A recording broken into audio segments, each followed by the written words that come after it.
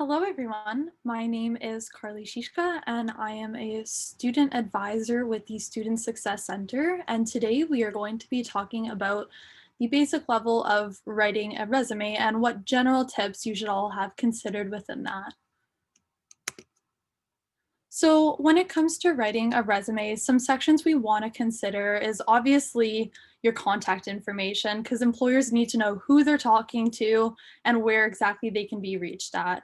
We also want to make sure that we're highlighting our education, our work experience, any volunteer experience, but there are other sections to our resume that can have added value. These sections include summary of skills, relevant coursework, any academic projects, career objectives, awards, publications, certifications, associations. So these are kind of on what may be best with your personal discretion or what the employers might find added value within. So we're going to cover all these different topics today and see really what all is needed within them. So let's get started.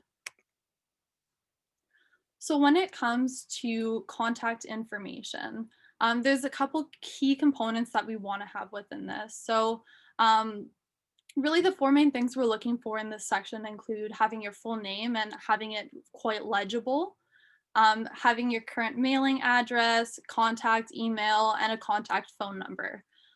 So this always wants to be at the top of a resume, and it's a pretty general format that I have included for you guys here within a box. And it's just meant to represent the layout of your page. So with this format that we typically follow, we advise students to include their address and their location, perhaps left justified, and then your other information right hand justified. And a lot of that is just to really frame your name being in the center and allow it to stand out more. But this also allows you just to have the information more clearly read at a quick glance, like a lot of employers do when they are reviewing your resume.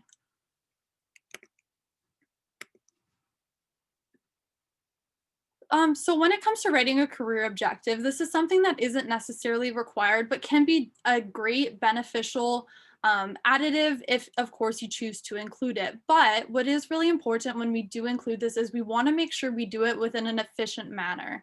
Because we already have our cover letter, we're going to be addressing key aspects of information throughout that. But with this, we really want to state what exactly you're looking for and what you bring. So this should be a section that's really just 1 to 2 sentences, no longer. And again, this isn't needed, so don't stress over this, especially if you feel like this valued space on your resume could be used in a better manner.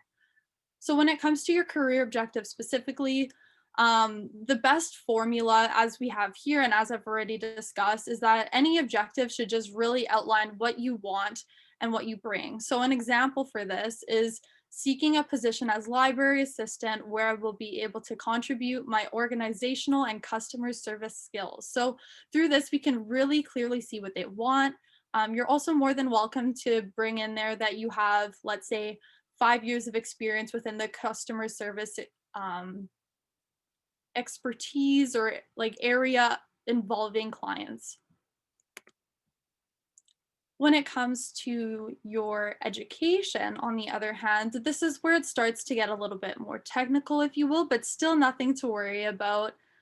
We just want to make sure that we have only the relevant pieces of information on here. So in the most basic form, this includes the title of your degree, where exactly you got your degree, the dates and location that you obtained this. So as you can notice, we have, once again, on our imaginary page layout here, we have the degree title bolded, and that's just for easier access to see in that manner. And it's, again, in a way that is taking into consideration both the left hand justification and the right hand justification to really just make sure that there isn't any spatial gaps throughout the page. So with this, we do want to make sure that we are including our degree title first and the university that we attended or college we attended this at secondary in our line, just because employers will take more knowing the actual degree as opposed to the institution it was obtained at. Um, Another thing to take into consideration with this is that we do not want to be including our high school education on this. It's pretty assumed that you did complete high school if you are attending a university or college institution. And another thing to consider with this is that If it is asked or you feel like it would be strongly beneficial, you can include your GPA on here, but it isn't something that's necessarily needed. And any kind of relevant coursework can also be situated into this section as well by adding a bullet point underneath the specific degree title that it correlates to. So when it comes to our professional experience section, this is anything that can go from jobs you've worked, summer work, experiential learning, co-op opportunities, volunteer experience if you maybe don't have a lot for it to be its own designated section, extracurricular activities, or any teaching placements you may have had throughout your degree as well. Obviously, internships are a part of this as well too if you do have that experience. It's really just a way that we can show the experience that we have gained within an organizational manner. And a large focus within these sections is specifically demonstrating the soft skills that you've been able to obtain through these. So these are also known as transferable skills if you recognize it within that terminology instead. But if you're not familiar with these, soft skills or transferable skills are skills that essentially follow you through any experience that you have. It's not technically related to one specific position. So, for example, we have teamwork here. That's something you might learn throughout school, but is also very, very relevant throughout any field that you might be applying within. Employers strongly, strongly love to see these on your resume, and they specifically want to see where you've obtained these from as well, too. So when it comes to the formatting of this, again, a little bit more technical, but it's really a matter of just another formula. So as mentioned, we want to have our title in bold of the specific position that we were in. Employers really want to see this stand out just to have that better understanding of what exactly your role was. And again, just including the dates that this involved, the institution or organization this was with, and the location too. So it's really helpful for them to kind of gain that foundational understanding of where exactly uh, this all entailed. So between that shares a lot of information that's really critical, but below that is really where we want to focus more of our energy into. So as you can see, we have 4 bullet points here, and these are crucial where you can take those soft skills and really expand on how you've gained them, how you've further developed them, how you've implemented them within your workplace setting. And there's a couple considerations we want to have in mind with this. So part of this involves making sure that we're starting off with strong descriptive words. So as you can see here in our example, we have the word developed, we have the word coordinated, completed. We have many, many, many opportunities for you to discover and explore different words available on our Career Zone website that you're more than welcome to check throughout our resources we provide if you do need assistance in that. And I do recommend checking those out. Very, very helpful. I use it all the time myself too. But aside from that, we want to make sure that there's a matter of numerical and statistical values in there too. So as we can see within the first point, it says for 55 residents, again, just helps to provide more of that concrete foundation and image for what exactly your role entailed, as opposed to just saying working with residents. So employers really value that, and that's a great way that you can stand out by doing that. And another way we can do this is by including percentage values. So as we see in the second point here, it talks about increasing student participation, which on its own is a fantastic thing to include, but to say that you increase student participation by 20%, that's astronomical. And that's very important, again, for the employer to see in what sense you've been able to use these soft skills that you are describing there. And then just lastly, another thing we want to consider when it comes to our bullet points is being conscious of, again, how space works. So we find that it is best to have anywhere between 3 to 5 bullet points. So for example, we have 4 bullet points here, but we find anything more than 5 can be a little bit hard for the employer to read. It can seem a little drawn out overly. So keeping it nice and condensed can be also another really great way for you to show that you're organized, that you do have that skill set in being able to condense and summarize information, and something again that employers will pick up on throughout seeing your resume. So to simplify everything that I've said, just know that the formula for this specifically is more of a matter of what did you do and how or why. So when it comes to volunteer experience, this is very, very, very similar to how we just outlined the professional experience as.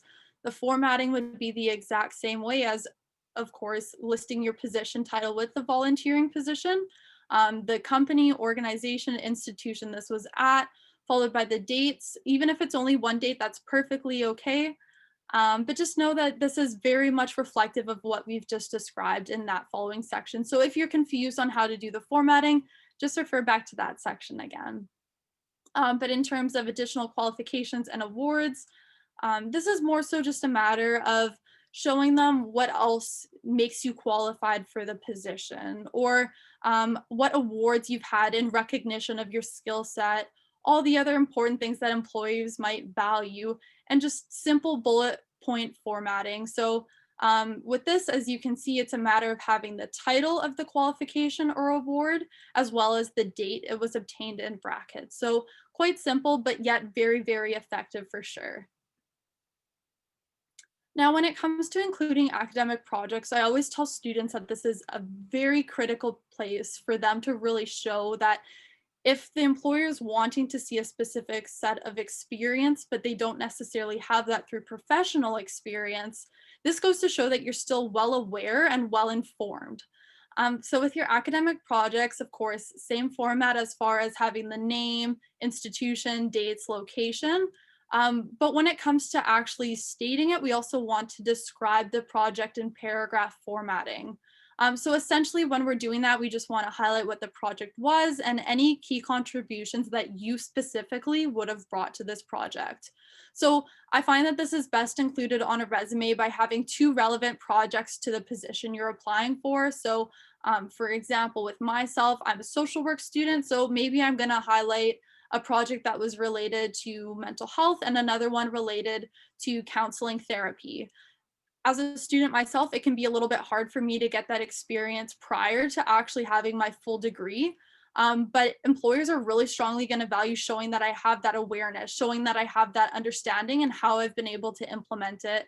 And again, another really great way to showcase all of this off is by including those numerical values. So I could say I worked in a team of 5 individuals and we were set to accomplish this specific task, or overall, we helped clients with their ability to work within their experience by, we'll say, 10%. So something along the lines like that can be super, super beneficial. Again, really provide that key concrete image for them as far as what they did, not really leaving any blanks or having them make any assumptions, and really just going to show that you are qualified for this position.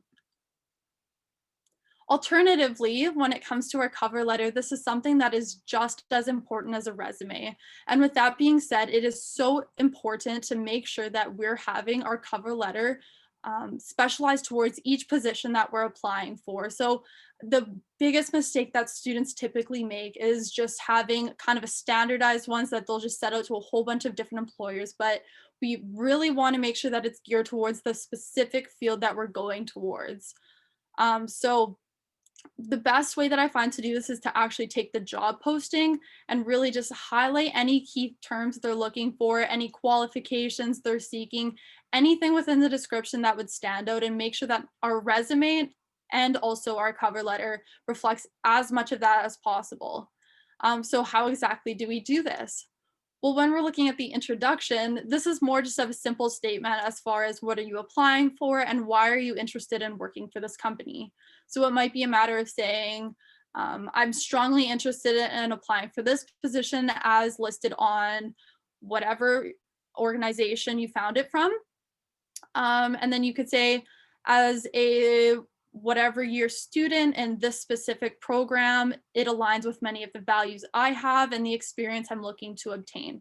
So it can be something as simple as that, or of course, it can be a little bit more descriptive, but you really don't want to make it any longer than I'd say 2 to 3 sentences at most. When it comes to the main body of the cover letter, though, this is where you really, really, really want to hone in on your descriptions. So again, looking at the job requirements, if you can see it as a checklist for what exactly you want to outline within this section, I'd say that's how you'd be most strongly suited for it specifically. So this can be done essentially by pairing each skill that they're seeking for with an example that you have. And again, we want to be sure that these are like key line descriptions as far as when it comes to matching. So if you have to consider it an imaginary context, if you have your skill over here, that the job description is saying is very, very important, and you have your examples over here, we want to make sure that we're distinctly drawing that line, connecting those two very, very concretely. So again, this can be done by just again numerical values and showing that you have that recognition. Draw on your achievements, qualifications, awards you've been given for those specific things as well. And of course, if you are having a difficult time doing this, you are more than welcome to use our other resources we have at the Career Zone. We'd be more than happy to assist you with this or review your resume if you're not too sure with that. But we'll discuss a little bit more of how you can do that a little bit later on. But just know that this main body can be anywhere between 2 paragraphs or potentially 3. But the biggest, most important piece is that we want to keep our cover letter paragraphs short and concise. So again, we want to explain thoroughly, but we don't want it to be through necessarily having hugely written out paragraphs. There's a really efficient way we can do this through using this formula that helps to keep them shorter, but still very, very descriptive, like employers want to see. And then finally, when it comes to writing our conclusion, we want to thank the employer for their consideration, ask for that interview, and sign it by saying sincerely and then your name. So another little additive detail that I find employers always really like to see is when you do include a signature on there, whether it's an electronic signature or a handwritten one. Just a nice way to really make sure that you have those professionally formatted, I guess is the best way to put it. We do have lots of examples of both resume and cover letters available on the Career Zone website, which looks exactly like how you're able to see it on the screen here. So any resources we have, any tools available, there's actual examples on there for what a resume would look like with specific information figured out as far as formatting and how it was presented today. So just know that you can find that on lakeheadu.ca/careerzone, and you'll be finding again the page that's within this image here. And we have services, events, resources, and more always available to you. So definitely check that out, and we're here to help you. So again, I thank you for coming and watching this video today, and I hope that you were able to find some resourceful information from it. So take care.